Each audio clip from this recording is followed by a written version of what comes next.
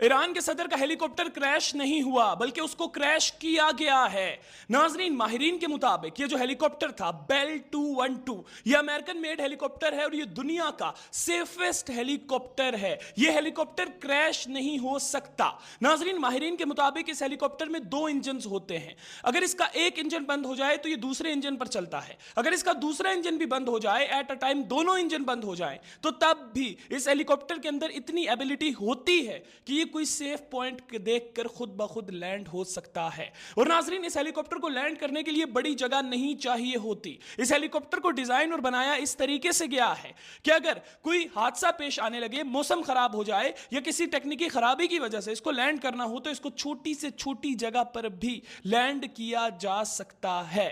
तो नाजरीन, माहिरीन का यह कहना है ऐसा नहीं हो सकता कि यह दुनिया का सेफेस्ट हेलीकॉप्टर मौसम खराब होने की वजह से क्रैश कर जाए। नाजरीन, माहिरीन का यह भी कहना है कि ये जो ईरान के प्रेसिडेंट का हेलीकॉप्टर था, इब्राहिम रईसी साहब का हेलीकॉप्टर था, यह हेलीकॉप्टर जमीन पर आकर क्रैश नहीं हुआ।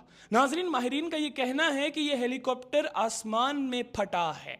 माहिरीन का यह कहना है कि अगर यह हेलीकॉप्टर जमीन पर आकर क्रैश हुआ होता तो एक ही जगह पर इसका मलबा होता, लेकिन यह आसमान में फटा है, इसीलिए मुख्तलिफ जगहों से इस हेलीकॉप्टर का मलबा मिल रहा है। नाजरीन, माहिरीन का मजीद ये कहना था कि इस हेलीकॉप्टर को आसमान में फाड़ा गया है। फाड़ने के 2-3 तरीके हो सकते हैं। एक तरीका तो यह हो सकता है कि जब यह हेलीकॉप्टर अजरबैजान से उड़ा तो इसमें बम रखा गया जो कि बीच में आकर फट गया। दूसरा तरीका यह हो सकता है कि इस हेलीकॉप्टर को ड्रोन के जरिए से फाड़ा गया हो। और नाजरीन, मेन बात यह है कि इस हेलीकॉप्टर के साथ 2 प्रोटोकॉल वाले हेलीकॉप्टर थे।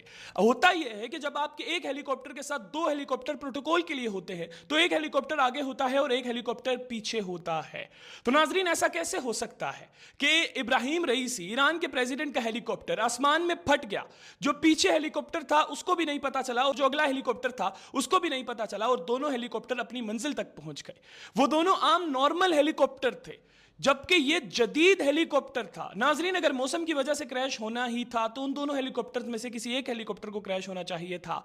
ये जदीद टेक्नोलॉजी वाला हेलीकॉप्टर कैसे क्रैश हो गया? खैर नाजरीन, आप लोग इसके ऊपर क्या राय रखते हैं जरूर कमेंट सेक्शन में बताइएगा। इसके साथ ही मुझे दीजिए इजाजत। अल्लाह हाफिज।